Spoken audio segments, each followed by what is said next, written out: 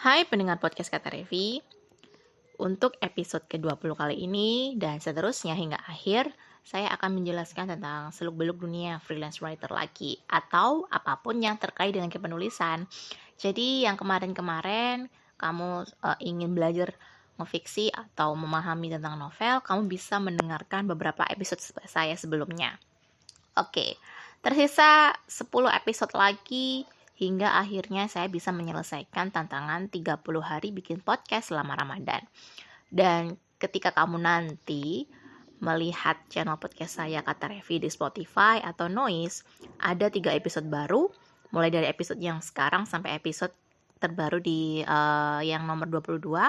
Itu artinya kamu sudah berhasil gitu ya menemani saya melawan kemalasan ini. Jadi sebelum kita masuk ke intinya, jujur aja selama beberapa hari kemarin kenapa saya nggak bisa langsung nge-podcast sesuai dengan hari atau tanggal yang saya sesuaikan, karena ada kesibukan, lalu mendadak ada perubahan jadwal meeting klub podcaster, lalu mendadak badan saya asam lambungnya kambuh gitu ya. Jadi akhirnya saya tidak bisa membuat podcast tepat waktu sesuai dengan tanggal gitu kan. Tapi saya masih berjuang.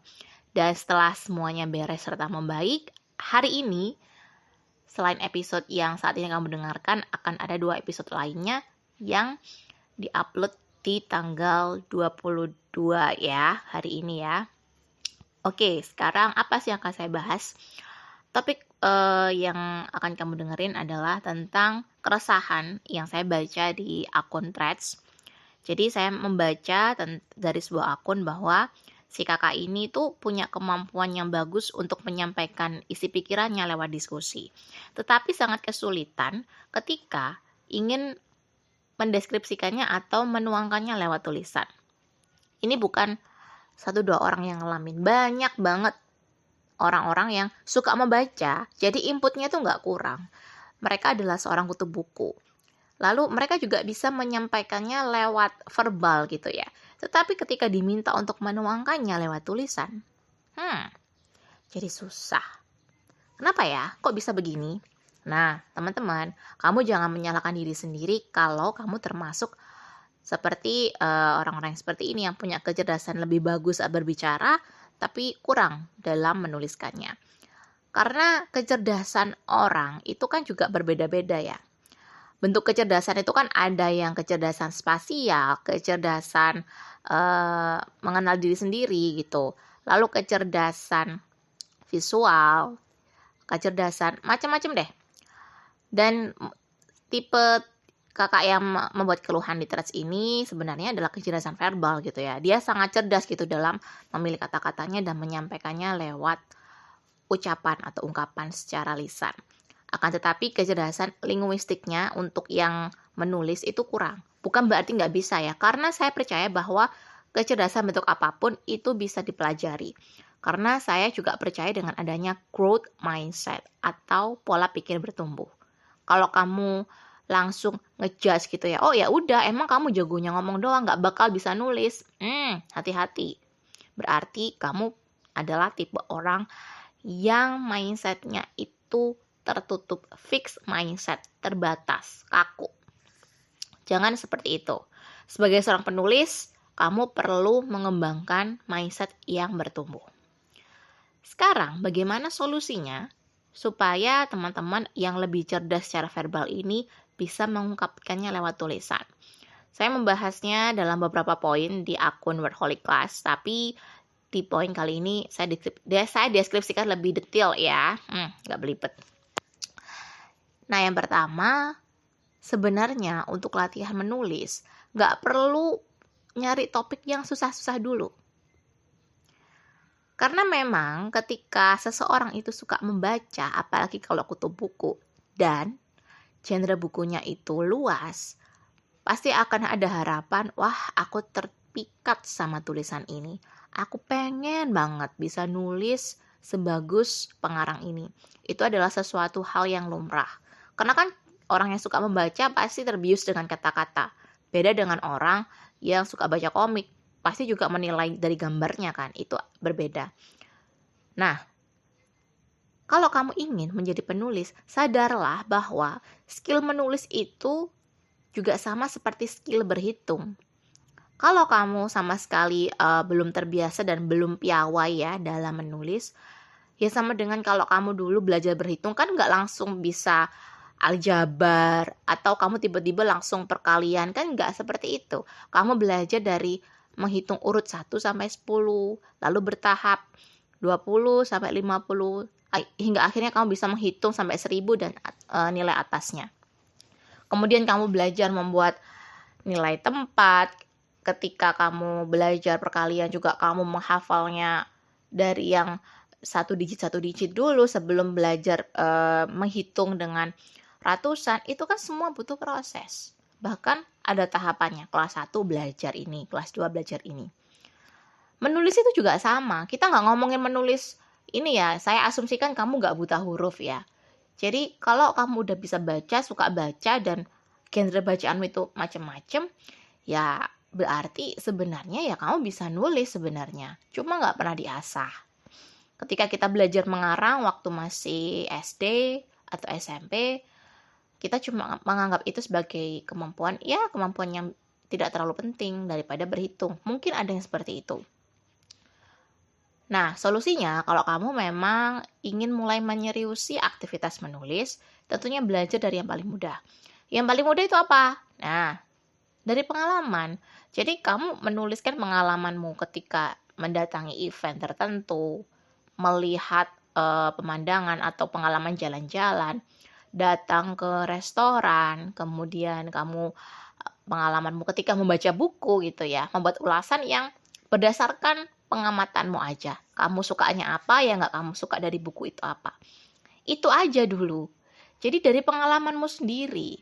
Ketika kamu punya pengalaman, bahkan pengalaman sesederhana mengasuh anak, kemudian pengalamanmu melihat tingkah pola anakmu yang lucu-lucu, pasti akan ada banyak kegiatan atau aktivitas yang bisa kamu tuliskan. Dan ini kalau di blog malah genrenya jadi genre atau niche parenting kan gitu.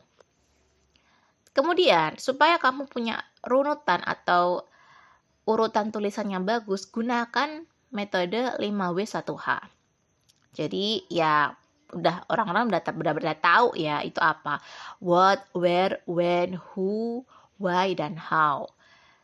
Kamu terserah mau mulai dari what dulu atau who dulu, terserah. Yang paling penting kamu buat 5 pertanyaan yang diawali 5W1H ini berdasarkan pengalamanmu. Kemudian masukkan potongan-potongan cerita dari pengalamanmu untuk menjawab 5W1H. Kita ambil contoh. Misalnya kamu mau menceritakan pengalamanmu jalan-jalan gitu ya, ke ke museum, entah museum seni atau museum apa. Kita ambil aja museum. Kamu bisa ceritakan when, kamu kapan mengunjunginya, situasinya seperti apa, why, kenapa kamu ingin pergi ke sana, where, di mana alamatnya gitu. Kalau mau pergi ke sana itu harus naik apa, transportasinya bagaimana gitu. Terus apa ya, who dengan siapa. Kalau sendiri ya udah sendiri aja ditulisnya. Kalau sama teman, nah temanmu ini apakah juga suka kesenian juga atau kalian cuma iseng-iseng aja gitu kan, ceritakan aja gitu kan di situ. Kemudian nanti how-nya adalah bagaimana kamu menikmati isi museum itu. Jadi kamu menjelaskan isi museumnya seperti apa yang kamu lihat, pengalamanmu ketika mengunjungi museum itu, apakah ada orang yang menjelaskan atau kamu membaca penjelasan dari benda-benda dipamerkan itu sendiri, atau adakah ada peristiwa yang unik gitu di situ. Ceritakan. Jadi akhirnya menjadi sebuah cerita kan berdasarkan 5W1H. Nah, itu yang paling penting. Jadi supaya kamu nggak perlu pusing harus nulis bagaimana. Yang terakhir, saran saya, jangan memaksakan diri untuk menulis seperti idolamu. Menulislah seperti kamu berbicara. Oke, saya ulangi lagi. Menulislah seperti kamu sedang berbicara.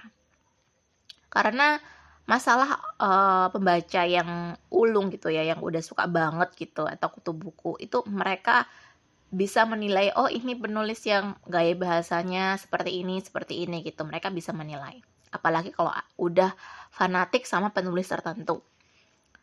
Kita pengen banget bisa menulis seperti idola kita. Tapi ingatlah, kita bukan mereka. Kamu punya pengalamanmu sendiri yang belum tentu penulis itu punya.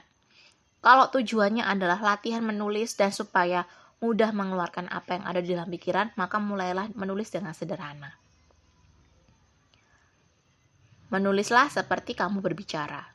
Di dalam blog, kamu bisa aja ngomong pakai gue, elu gitu ya. Terserah. Karena kan ini bukan tulisan ilmiah kan. Ini tujuannya adalah untuk melatih latihan menulis. Nah, kalau sudah terbiasa gitu kan, baru kamu mulai melihat lagi. Pastinya jangan menulis sambil mengedit ya. Kamu dilarang nulis sambil mengedit. Nulis dulu sampai selesai baru mengedit.